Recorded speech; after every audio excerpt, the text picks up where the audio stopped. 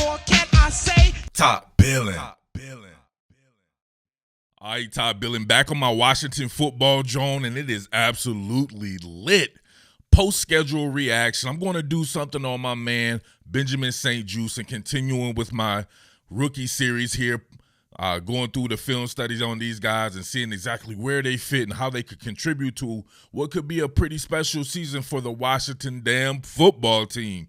I mean, they couldn't have nailed the offseason any better than me, man. Shout-outs to Martin Mayhew and the gang. Got to keep giving him props there. Shout-outs to Ron Rivera, my main man, Ron Rivera. Love me some Ron Rivera forever.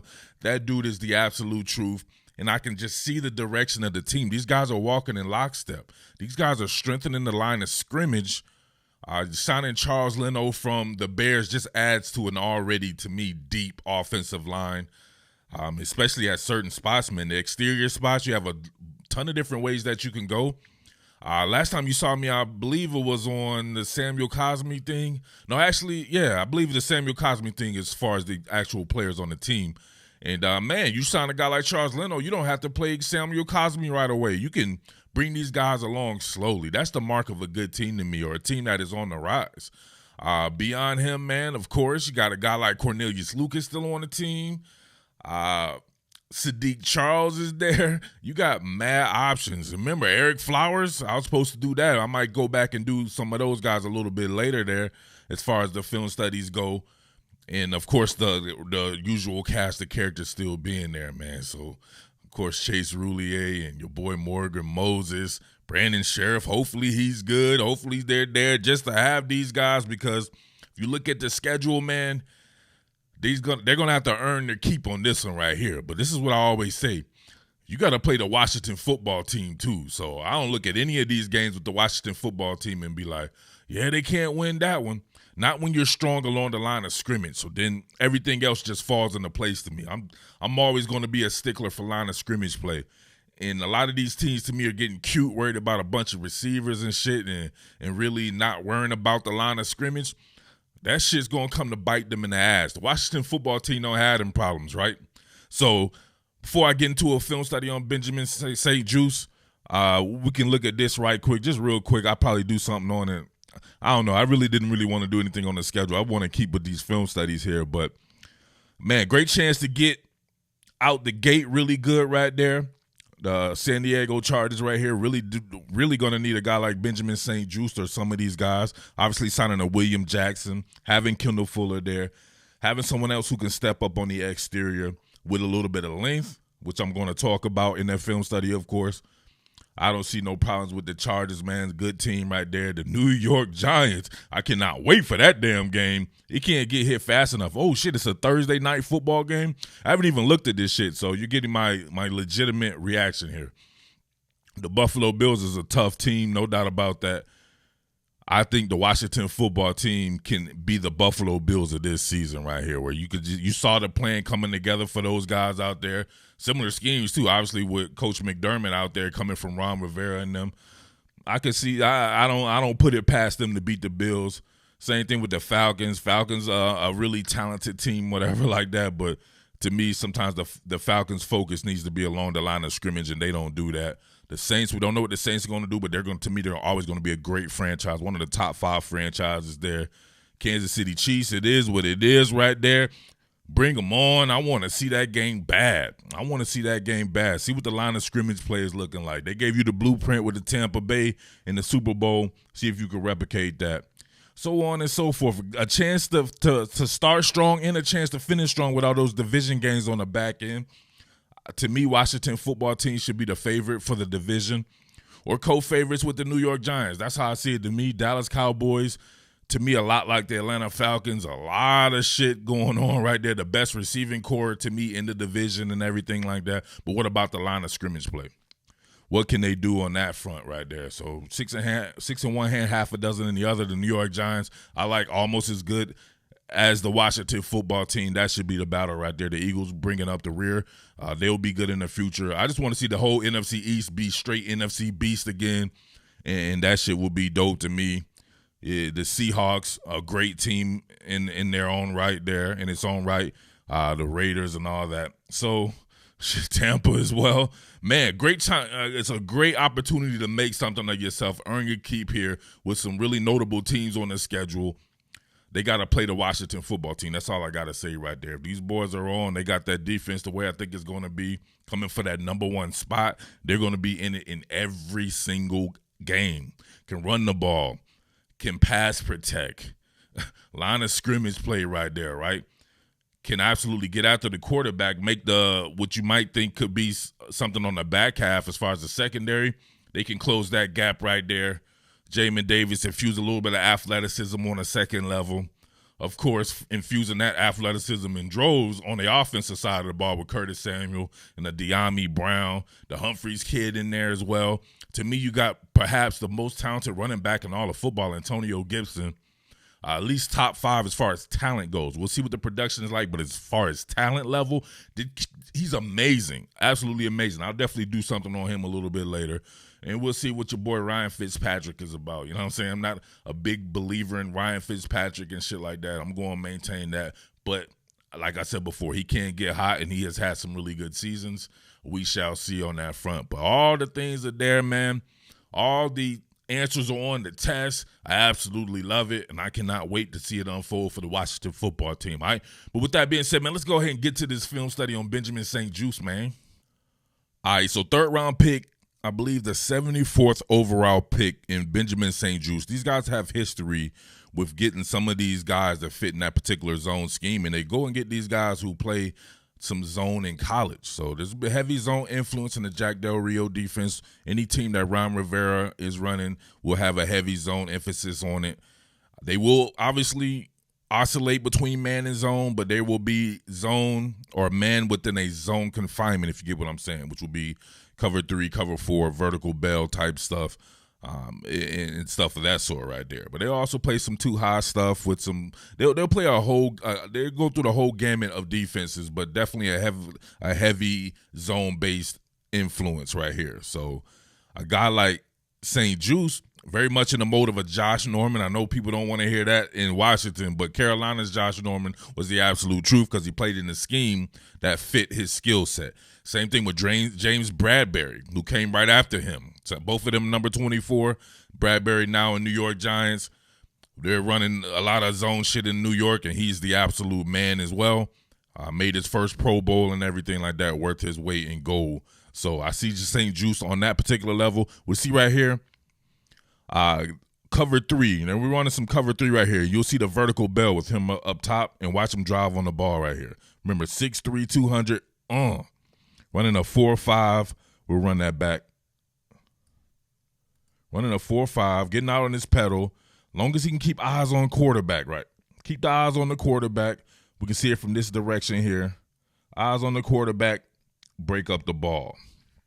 So see him coming out of his pedal, being able to obviously feel you're guarding a blade of grass. So you have a certain area that you're guarding, but if someone's in your area, it becomes man covered. So within that confinement. So you see him there, route recognition, being able to look at the quarterback and his man at the same time. He sees that this is going to be some type of in-breaking route right here, a deep curl. Looks like it's a I don't know, it could be a dig. These guys are running these routes super lazily right now, but we're going to put it on the dig persuasion right here. And he sits and drives on that bad boy, something serious right there. That's what having that length will get you for real. So great PBU right there, right? So he didn't have any interceptions in college. That's not a big deal to me. Broke out some passes. He should definitely get something in the NFL for sure, but his ability to play zone, I'm telling you, on the outside with that length, going against these teams that you see on the schedule with these big-ass receivers, I think it'll be worth his weight in gold. Here we see him in no man's land. The receiver's off the line of scrimmage, so he's probably just going to unlatch the hinge here and let him through. And we can see here, look at the route negotiation. Oh, straight patience right there. Able to work inside. Like I said before, unlatch the hinge. Just let him go. No hands-on man on this one right here. I've seen him beat on the inside quite a bit. This one right here, the quarterback comes back side on his second read right here, and he's right on it. Right on it. But look at him not go through the man and get a pass interference. Long arms, but understands how to get to the ball without making a pass interference. Goes underneath. That's some really good work right there. Let's see it from this angle. Cone coming backside here. Boom. Love it. Absolutely love it right there. And me tried to shield him off. From the man, tried to shield him off, almost like posting up. Almost like you posting up like you Juwan Howard or something like that, but it doesn't matter. He comes through, gets that up out of there. Nasty. Quick slant right here, but this time he's an off-man coverage. Now, I've watched this quite a few times. I thought this was a good rep by him here. Look at that. Split second. This one right here, no eyes on the quarterback. So straight up man coming out of his pedal. He has a nice pedal. He stays low, even though he's 6'3" there. You can see him immediately with the route recognition there. Able to stick that foot in the ground. Does he get there too early? Looks like a bang-bang play to me. It looks like a bang-bang play to me, man. I thought this was a good rep right here. Breaks it up. But I believe he got a penalty on this one right here. I'm not sure, but I thought it was a good rep. But you can see his ability to play an off-man coverage and stick that foot in the ground and work within the confines of the quick game right there. I think that's something that he could be very, very good at right there. We got a fade route right here, and we can see like what may be a sore spot for him. I don't like the off-man coverage for him and trying to work downfield like that. I feel like he probably needs to be a little bit closer so he can negotiate the route with them. But coming off a pure pedal right here, and we see right here, this is actually a stuggle, right? So stutter and go right here, slight stutter on that one right there. And he kind of gets out leverage right here, but I think it's a little bit of a push off there. But still, I could just tell the way that this was going right here. Let's look at it from this angle.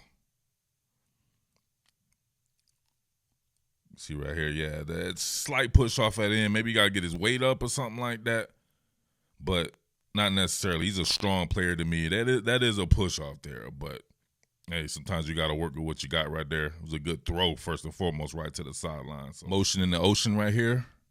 Got return motion that goes into a fade, and this is pure man coverage, and he does a pretty good job out of here. Ball a little bit underthrown, but he stays, to me, semi in phase right here. Hate him not being able to get that foot energy, but you can see right there, man, even with it, we'll see it from this particular direction right here. Boom, he broke it up with his back. He broke it up with his back. So he was close enough to break it up with his back right here. Motion in the ocean. Now look at him. No man's land. Can't get hands on man. Can't really do anything about that, having to just turn and transition with somebody who's probably going to be a little bit more fleet of foot than him. But he's able to turn, unlatches the hinge right there. So he's beat by a step here. However, it's that length, man. He's still pretty much in phase. If the ball was over the right shoulder or whatever like that, he would have a tough time to make this particular catch. But, hey, he stays right on there, and the ball is underthrown. And guess what? That's football, man. Not every pass is going to be perfect. People out there always kill me with that, man. These quarterbacks completing 70% of their passes or 65%, not 100%. So here's something that makes him absolutely special. His ability to tackle. Now, you can't be a zone corner. You can't play for Jack Del Rio or Ron Rivera and not be able to tackle at the corner position. I'll be honest, when they first drafted Benjamin St-Juste, just from me watching him play in college and knowing him when he was at Michigan and everything like that, I wondered if he was being drafted to be a safety. Like, I think he could be a good single high safety in their deep third coverage, and of course when they run their balanced shell. He will be good at that as well, but his ability to tackle, man, I think is virtually unmatched. Look at this right here. Look at him. Run the pipes on him. Tackle the running back by himself. Come on. You got this guy right here in zone. Now look at that. It's one-on-one with the great one. My man Tyler Goodson, he make anybody miss right there. But he had nothing to offer my man Benjamin St-Juste right there. And he's a wrap and roll tackler, a very short type tackler. That's something to look for in the future as well, man. I wouldn't mind them trying that man out at safety. Same deal right here. You'll see him flashing your screen, tackling big growth shake. Nobody wants to tackle this kid. And look at that. Come on. This is your cornerback. Your cornerback is this short of a tackler where he's taking on running backs and people making business decisions not trying to tackle some of these 225-pound backs, and it's a cinch for him. Look at that. Head on the outside, right? You don't want to crack your damn vertebrae and shit and be up in that motherfucker having to shit in your own drawers or shit in a bag or something like that because you want to be cute. Head on the outside. It's like you teach it. Head on the outside, down below the knees, wrap and roll. Come on. Somebody taught this man very good up in Canada how to tackle. Who is this? This guy, if not Antonio Gibson, this guy is my pick to be the next best back in the NFL. That would be Indianapolis Colts running back Jonathan Taylor. This dude is an absolute freak. 4.3 speed, 230 pounds or whatever like that. Now look at this. Catch him in the open field. Make a couple of people miss. Now look, it's the moment of truth scenario. You're one-on-one with the great one. And look at you if you're Benjamin St-Juste. Nope. Wrap and roll. Wrap and damn roll. Come on. This shit is hard. Jonathan Taylor, you in the open field. No fear right there. He's trying to juke you. And look at you. Same deal right there. Around the knees area or whatever like that. Going down to the ankle, wrapping and rolling. You can't go nowhere with that. You can see him literally rolling with it. That's some damn good tackling technique. I'm telling you, man. They didn't draft perhaps a safety of that magnitude to be on the back end like that as far as a free safety goes, but this could very well be the guy if it does not work out for him at corner or just him having positional fluidity, period. Tackling out on the perimeter here. Look at him walling this guard. Ooh, look at him manhandle the receiver there and make his way to the wide receiver that is coming right here on this screen. Look at this. One hand, right? This is some defensive lineman type shit right here. One hand, choke slams his ass, gets him out, right? He's mini concussed, so he's done. Then look, tackle Quintez Cephas right there, Detroit Lion Quintez Cephas in the open field. Let's look at that from this direction right here. Actually looks like it was a mission abort play action there. Pass tag on the back of a run call. But you can see him right here. Got him staying on the edge, maintaining that contain right there to have Quintez Cephas have to force his way back towards the flow in the action. And then he's the one that ends up making the tackle as well. So that's great zone awareness, and that's great football intelligence. Being the widest of the wide, you're the contained guy. Widest of the wide, disengaged from the block, form tackle on a receiver. He doesn't have a good skill set for the damn Washington football team with a damn Jack Del Rio, Ron Rivera defense. Fuck out of here. More zone awareness and FBI here. Guarding this blade of grass in cover 2. He's going to have to navigate this particular concept here out of this trips formation right here that's to the field. So he was usually the field side corner, so he was used to guarding a lot of grass. But you're going to have an out corner concept right here, right? So out route in the corner concept, you're going to have a high-low read while you're being the guy that's being kind of read, right? Since it's both routes under and on top of you. And look at him. He does a really good job here. He doesn't break up the pass, but he does what zone is supposed to do. You see him having to navigate that. Ball is out. His great tackling, unable to get around them. That's what you want to do in zone. You want to keep the play in front of you and have sure tacklers. Now look at this. So right there, you can see him still looking at the cornerback here and having to obviously navigate this one as well. That could come into his particular section right there. So he goes with the underneath route. It's complete. But you can see where it's complete at, and you can see that's where that man kill you where you stand. That's what they call that right there. Kill you where you stand. Don't let a man get any further than he caught the ball. Great zone awareness right there. So, man, you guys get the gist of that, right? Great tackler, length, everything you can think of, perfect for the Washington football defense. Could play corner, could play safety, could play a combination of the both. Just a lot of positional fluidity there, and you can see that throughout the entire roster, even on offense, right? Guys who can play running back, receiver. You can see a guy like Cam Curl who can be an inside corner, right, pretty much. having him guard tight ends and stuff like that. A nickel Sam is what they would call that, really. And also could play a little bit of free safety. And yeah, that's just what they want to do, man. So they're going to have a lot of depth everywhere just because you have guys that can play a lot of different positions. But I think Benjamin St-Juste is an excellent addition, and I really do like his skill set for this particular defense. So I don't think he will be good in a pure man-to-man cover defense, but I thought the same thing of Josh Norman, and we saw that when he tried to be a man corner in Washington. It didn't work out well for him, but you can see him revive his career in Buffalo really last year. He wasn't re-signed or anything, but he had a very productive year, and he was able to start and even started in the playoffs and everything. So scheme-specific fit, that's what Benjamin St-Juste is, all right? But make sure you support quality content, man. Make sure you keep the lights on here, man. Anything you want to give is anything, baby. We're giving out that heat rock. And I thank you for the people who have supported, whatever like that. I completely appreciate it, man. You just do not understand. These guys will take a little bit of a clip or whatever like that and claim the revenue. And we ain't out here working for free, baby, right? It's a business. So make sure you help. Anything you want to give is anything. And when you are supporting, man, make sure you tell me which team you're supporting, right? So I can know, right? This is a I'm not saying an arms race or anything like that, but I'm trying to figure out who's going to get primary coverage this season right here. Washington football team is definitely in the running, so make sure you support that. And let me know if you're supporting and if you're doing so through Washington football team content. All right? And remember, real men watch to the end and then comment. Watch this whole damn thing, baby. I'm giving out the goods. I know you guys want that male interaction in the comment section, but shit, this is video content, baby. I'm giving out the goods, so this is what it's all about right here. Comments ain't hitting for nothing.